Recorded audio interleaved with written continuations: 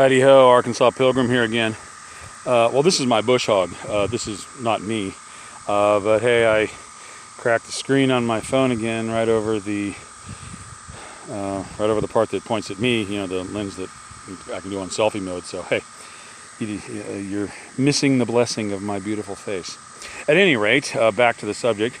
Many of you may have heard the expression, if it won't fit, force it. If it breaks, it was defective. Well, hey, there's a certain amount of truth to that. But today, I'm actually going to do something that's not just, you know, that's not going to break it.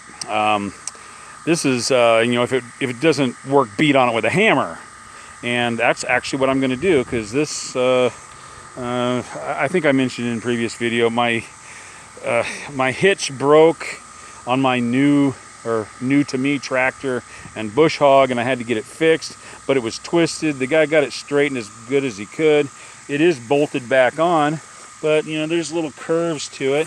But I bolted it on, and if you stress steel, at least steel that's not high strength, but still has like flexibility to it and can bend without breaking, if you stress it and then hit it with a hammer hard, that can cause it to actually do like a kind of a micro yield or whatever, and it can bend it where just straight trying to bend it, you know, with gradual force won't do it.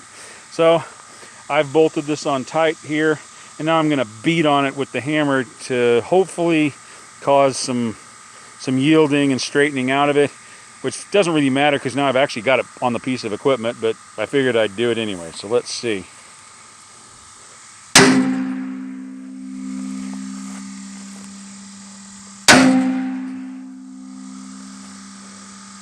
Let's do it on each side just for good measure. Well, oops. Well, I don't feel like unbolting it to see if it worked, but if I ever do have to unbolt it, I'll find out. Hey, remember, do what you can with what you have where you are.